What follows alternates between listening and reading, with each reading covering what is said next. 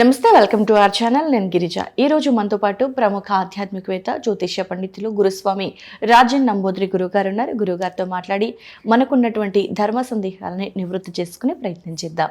గురుగారు నమస్కారం. నమస్కారం. గురుగారు, మనం ఆల్మోస్ట్ కొత్త సంవత్సరం వచ్చినప్పటి నుంచి కూడా చూస్తున్నాము, బంగారం ధరలు పెరుగుతున్నాయి, తరుగుతున్నాయి. సో నిశ్చలంగా అసలు ఎక్కడా లేదనమాట. సో ఈ 2-3 నెలలు అంటే ఈ 1 వీక్లో కూడా అప్పుడే తగ్గింది, చాలా డౌన్ అయ్యింది అనేటువంటి మాట విన్నాం. మళ్ళీ వెంటనే పెరిగిపోతుంది.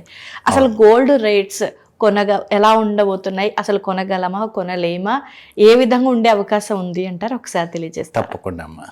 ముందుగా సింహగణపతి దేవతోప్య నమ. చూసేవాటి వీక్షబంధుకు నమస్కారం. భక్తి భారతి ఛానల్కి స్వాగతం. మరియు అదే విధానంగా పసిడిని మనం చేతికి అందనంత ఎత్తుగా పెరిగిపోయిందండి. ఎంత ఎత్తుగా పెరిగిపోయిందంటే అసలు మనం కళలు కూడా ఊహించలేము. మధ్య తరగతి వాళ్ళు ఉన్నవాళ్ళకి తీసుకోవచ్చు, అది వేరే విషయం. ఇప్పుడు ఉన్నవాళ్ళకి 1,50,000 అనేది పెద్ద అమౌంట్ ఏం కాదు. 15,000 లెక్కల తీసేసుకుంటారు. కానీ మధ్యతరగతి ఉన్నవంటి వాళ్ళు, దాని కింద ఉన్నవాళ్ళు కనీసం పెళ్లికి ముహూర్తానికి దానికో బాలింతకో దానికి, మరి తర్వాత చెవుగుట్టడానికో దేనికో దానికి పసిడి మాత్రం కంపల్సరీ కావాల్సి వస్తుంది. అటువంటి పరిస్థితుల్లో బంగారం కొనకపోతే ఎట్లా చెప్పండి? దానికోసం ఎంతైనా అప్పు చేసైనా కూడా ఒక కాసు బంగారం అన్న కొనాలన్న ఒక ఉద్దేశంతో మన మధ్యతరగతి కుటుంబం వాళ్ళు చాలా వరకు కూడా అవస్థపడుతూ ఉంటారు. పోతే ఏంటంటే ఈ మధ్యకాలంలో బాగా తగ్గింది. 1,30,000కో 1,35,000కో అలా వచ్చింది. మరి అదే విధానంగా ఉన్నట్టుగా మళ్ళీ అదే విధానంగా 1,50,000 దాకా వెళ్ళిపోయింది. ఇది 24 క్యారెట్ కానీ, మరి 22 క్యారెట్ కానీ. మరి ఆ విధానం వంటి వెళ్ళిపోతుంటే అంత స్థాయికి వెళ్ళినప్పుడు మధ్యతరగతి వాళ్ళు ఆ ఒక రీచ్ వెళ్ళడానికి కూడా చాలా ఇబ్బంది పడిపోతున్నారు. దీనికి కొద్ది కారణం కూడా ఉన్నాయనుకోండి.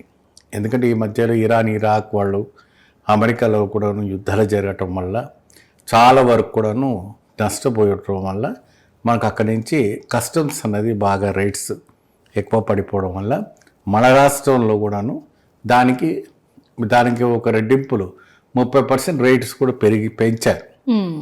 పెంచడం వల్ల పసిడి రేట్లు బాగా పెరిగిపోయాయి, బంగారు రేటు బాగా పెరిగిపోయింది. కాబట్టి బంగారాన్ని కళలో ఊహించుకోవడమే తప్ప కొనడానికి మధ్యతరగతి వాళ్ళకి బలం లేకుండా లేదు. వాస్తవం ఏమండి, 1,50,000 పెట్టి ఒక తులం బంగారం కొనాలంటే అది ఊహించవద్దు. అంటే 24 క్యారెట్.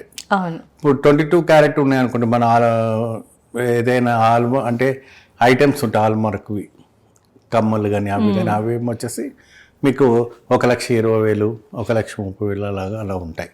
అది వేరే విషయం. కానీ సాధారణమైన కుటుంబాలు అంత దూరం వరకు వెళ్తారా, అంత దూరం వరకు వెళ్ళి కొనగలుగుతారా అని ఒక స్థాయికని రీచ్ కానివ్వంటి పరిస్థితి. ఓకే. సో అంటే మరి ప్రజెంట్ అంటే ఇప్పుడు అంటే రీసెంట్గా చూసుకుంటే నిన్న ఇవాళ కొంచెం రేట్లు మళ్ళీ పెరిగినట్లుగా కనిపిస్తోంది. అవునండి. అండ్ ఇంకో కొన్ని డేస్ ఏదైనా ముహూర్తాలు, లేదంటే ఇప్పుడు మనకి ఆషాఢ మాసం తెలంగాణలో, సో అమ్మవారి దర్శనానికి వెళ్ళాలి అన్నప్పుడు, అమ్మవారికి చేయించాలన్నా కూడా ఏదైనా బంగారం ఎక్కువగానే అనిపిస్తుంది. మరి ఇంకా పెరిగే అవకాశం ఉందంటారా? ఫర్దర్ గా తరిగే అవకాశం ఉందంటారా? అంటే ముందుగానే పెరిగే అవకాశాలు కనపడుతున్నాయమ్మా. ముందుగానే మనకు దాదాపుగా ఒక 2 లక్షల దాకా రీచ్ అవుతాయి. 2 లక్షల దాకా, 2 lakhs వరకు కంపల్సరీ రీచ్ అవుతాయి. అది ఎప్పుడు ఏంటి ఎలా అనేది మనం చెప్పలేము. 2 లక్షల వరకు రీచ్ అవుతాయి. ఇప్పుడు అమ్మవారికి ఒక బంగారం పెట్టాలని చూస్తారు. ఎందుకంటే ఓడిబియ్యం పోస్తారు. ఇక్కడ ఉన్నవంటి తెలంగాణ ఆచారం, హరిజన గిరిజనుల వాళ్ళ ఆచారం, మరి అనేక రకమైనటువంటి వంశపారంపర్యమైన కుల ఆచారమైనటువంటి ఆచారాలు ఉంటాయి. అమ్మవారికి బొట్టువ పెట్టడం అనేది ఆనవాయితీ. ఈ ఆషాఢ మాసంలో కొత్తగా పెళ్ళైనటువంటి కూతురు వాళ్ళు కూడా పిలిచి బంగారం పెట్టే ఒక ఆనవాయితీ కూడా అత్తగారు వాళ్ళకు కూడా కొద్దిగా ఆచారాలు అనేది మనకు కనబడుతుంటాయి.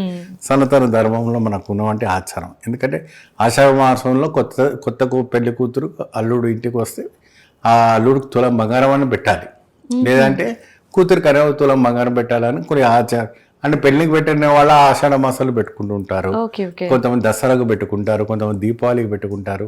సో రకరకాలుగా మనం చెప్పుకుంటుంటే బంగారానికి ఈ యొక్క పండుగలకు చాలా అనుసంధానమైనటువంటి బంధాలు ఏర్పడుతూ ఉంటుంటుంది. మరి అదే విధానంగా ముహూర్తాలు మనం చూసుకుంటే అయితే మాత్రం కళ్యాణానికి అయితే మాత్రం కనీసం మంగళసూత్రానికన్నా బంగారం కొట్టాలి కదండి. ఖచ్చితంగా. ఏమా ఆ సూత్రాల కన్నా బంగారం అనేది కంపల్సరీ ఉండాలి. మనం ప్లాస్టిక్ పైన పెట్టి కట్టలేము, మనం ఇత్తడి పెట్టి కట్టలేము. మనకు విలువైన వంటిది ఏంటిది అంటే బంగారం. ఆ బంగారంలో లక్ష్మి నివసిస్తుంది కాబట్టి ఆ బంగారాన్ని పెట్టి మనం కొనడం వల్ల అంతటి మహోత్కరమైనటువంటి శక్తి ఏర్పడుతుంది. కాబట్టి బంగారానికి అంత విలువ అనేది మనకు తెలుస్తూ ఉంటుంది. కాబట్టి ఇది పెరిగే ఛాన్సెసే ఉన్నాయి తప్ప తరిగే ఛాన్సెస్ ఏం లేదు. ఈ మధ్య కాలంలో మళ్ళీ ఇప్పుడు ఆయన చనిపోయి కూడా 3 నెలలు అయిపోయి, ఫిబ్రవరిలో చనిపోయినా కూడా 4 నెలలు ఏమవుతుంది కదండి. ఆయన అంతిమ సంస్కారం కూడా చేశారు ఇరాన్లో. అవును. దానివల్ల ఆయనకు ఇంకా విద్వేషం బాగా పెరిగి మా వాళ్ళని ఇంత చంపారు కాబట్టి ఇంకా నేను యుద్ధం కొనసాగిస్తానని చెప్పేసారు ప్రకటివ్వటం వల్ల ఇంకా నాశనానికి కూరే వంటి ఒక ప్రక్రియ. ఎందుకంటే ఇప్పుడు పరాభనామ సంవత్సరం ఇది. అవును. ఈ పరాభనామ సంవత్సరంలో ప్రతిదినూ ప్రళయమే. ఓకే. ఎక్కడ చూసినా ప్రళయమే. మధ్యతరగతి కుటుంబాన్ని కాదు, మొత్తం ప్రపంచం అంతా ప్రళయమే. ఇప్పుడు చూడండి, జూలై వచ్చి 10వ తారీఖు అయింది, భూమి మీద చుక్క నీళ్ళు లేదు. మళ్ళీ పక్క రాష్ట్రాలు పక్క దేశాలను కొట్టుకుపోతున్నాయి. అవును, మనకేమో ఇక్కడ ఇక్కడ లేవు ఎండలు. మరి రైతులు ఎంతమంది వేదన పడుతున్నారండి. రైతులు కూడా వేదన పడుతున్నారు కదా. సో ఇవన్నీ చూసుకుంటే ఏంటంటే ప్రకృతి విపత్తు జరగటం అనేది జరుగుతూ ఉంటుంది. ఓకే గురుగారు, చాలా చక్కటి విషయాలు తెలియజేసినందుకు ధన్యవాదాలు గురుగారు. నమస్కారం.